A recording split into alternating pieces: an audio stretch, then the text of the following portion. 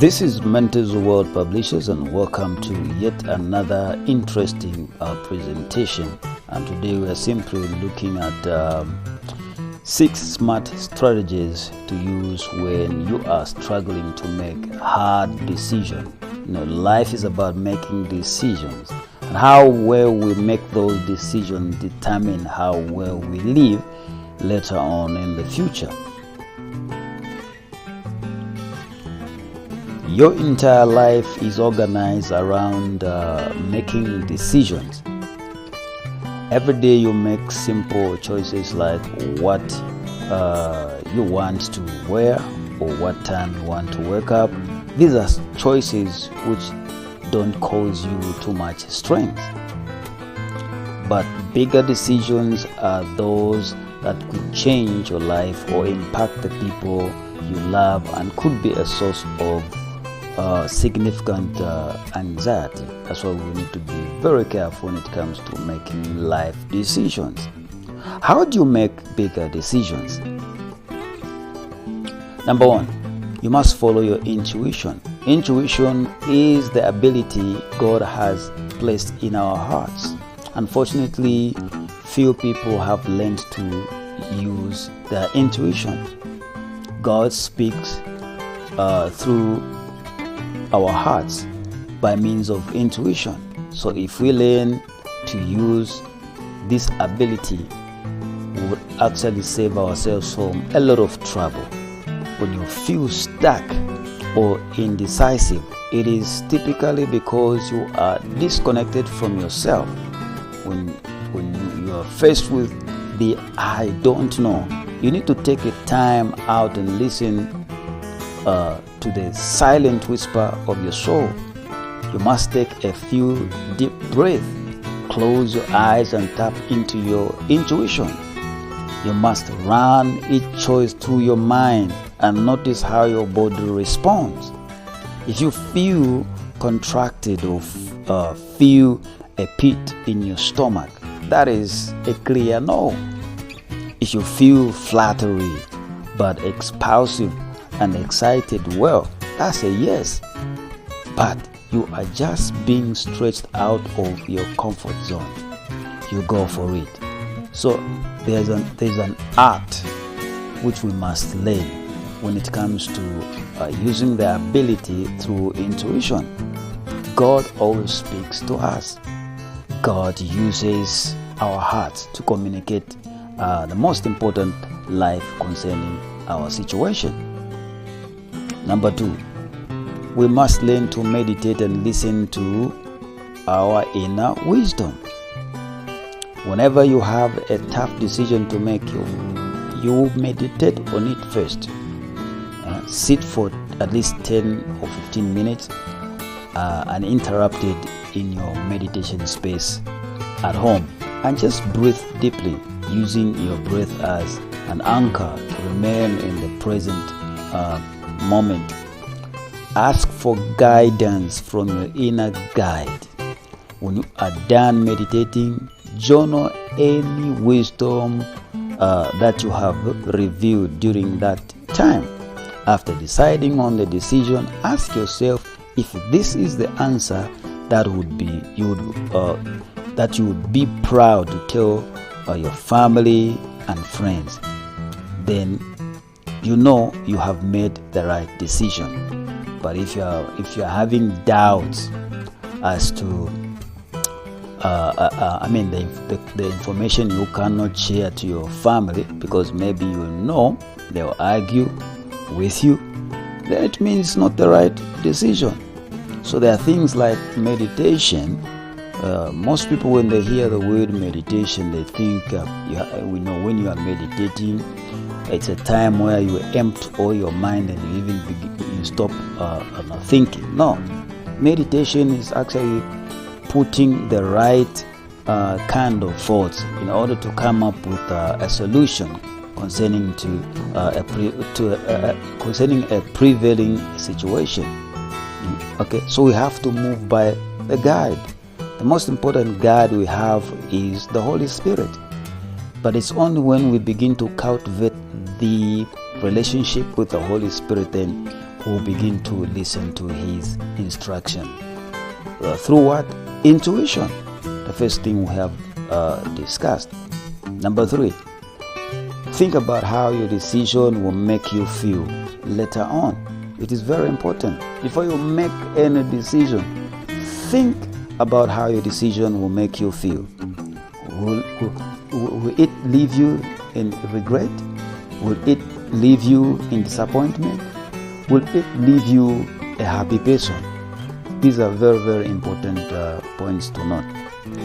In your journey, in your younger years, decisions were much more spontaneous than they became after 50.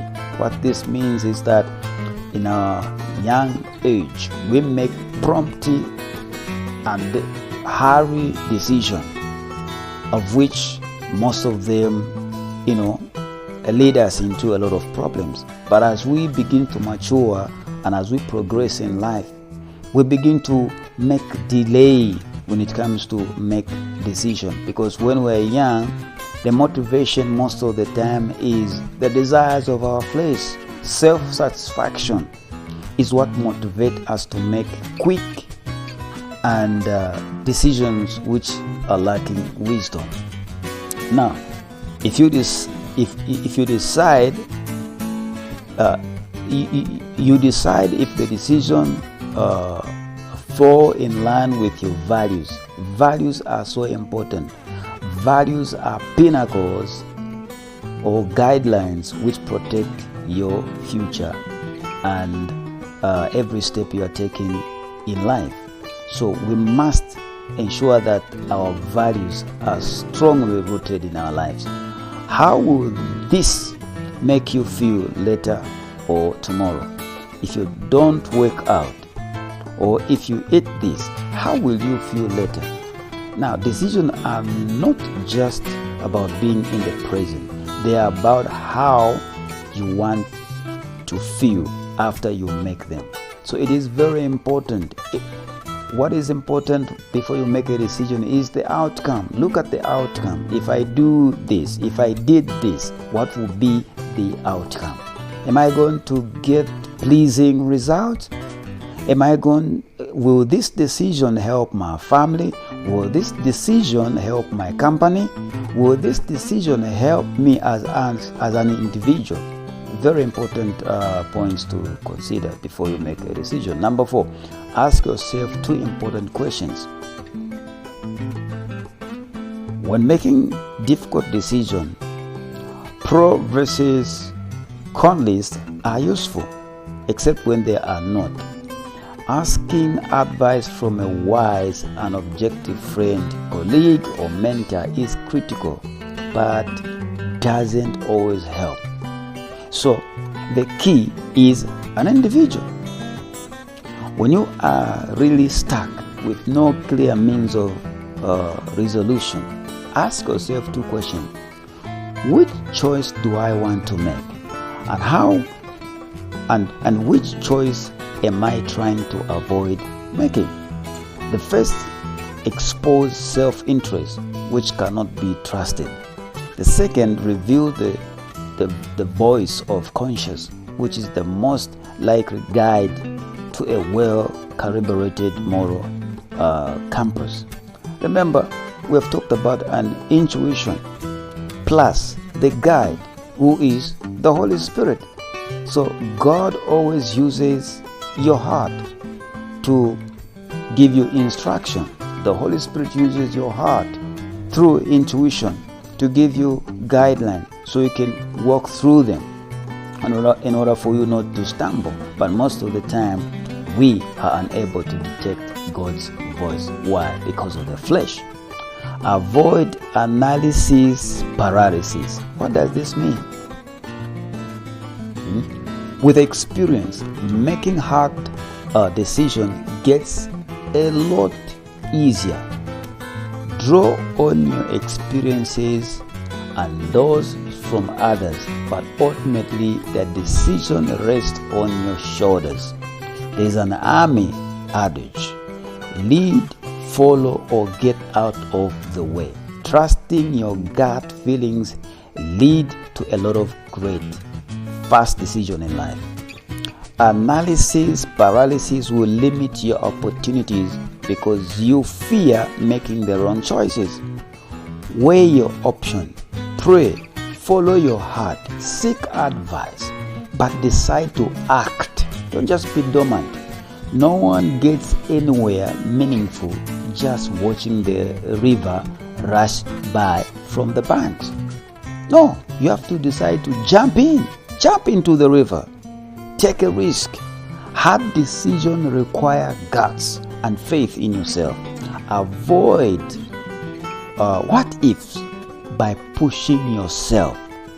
No one advances without making mistakes. So let go of fear and lead. If you cannot jump, then you cannot see your future be fulfilled in your life. You have to be ready to jump. Number one, we are looking at the most difficult decision to make in life. Deciding on a career. A career is so important in life. A career is simply an occupation undertaken for a significant period of a person's life and with opportunities for progress. So career is life. Career paves a way for us. It prepares our future. It is a landmark showing us how we are going to end. It provides resources, a lot more. That's about a career. Number two, making a career change. There are certain things we should consider before making a career change, which is simply a change to a different type of job from the one you have been doing. So the motivation should not be money, good condition, but it should be, this is what I was born to do, providing services to the community, helping people, and once I do that, God uses those abilities to bless me as well. Those should be the motivation. Number three, going back to school or get an advanced degree. Whether you are 30, 40, 60, 80, or even 90 years old, you can go back to school. Do you already have children or grandchildren? It's still not too late. No matter how many years are added to your age, you can become a student again. You never stop learning. You only stop learning when you die. Number four, renting or buying a house. Owning a home affords you more privacy than renting an apartment. You have the ability to decorate, alter the home to your taste. You can own pets without having to worry about the landlord rules and the added fees. So, no, it offers you a lot of options, and of course, you become a very peaceful person. Let's look at the last point: figuring out where to live. Whether we like it or not, we are getting old. One day, our ability to do certain things is going to reduce, which means the things we are doing now, we cannot do them any longer. Very important point as we end our presentation. This is the time, if you have never been, you haven't done any savings in your life, you begin to plan for your life. Some people will be privileged to live 60, 70, 80, 90, or even 100. Ask yourself a question: how will my life be? Where am I going to live? How am I going to be living?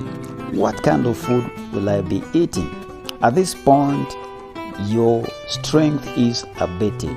You cannot do the kind of work you are doing this time. You cannot even walk long distance. So, if we can see the future ahead before it approaches, then we can prepare well. So, time to prepare for for life and live like a king, full of wisdom, splendor, and honor is this time. This is Mentor's Word Vibrations. God bless you.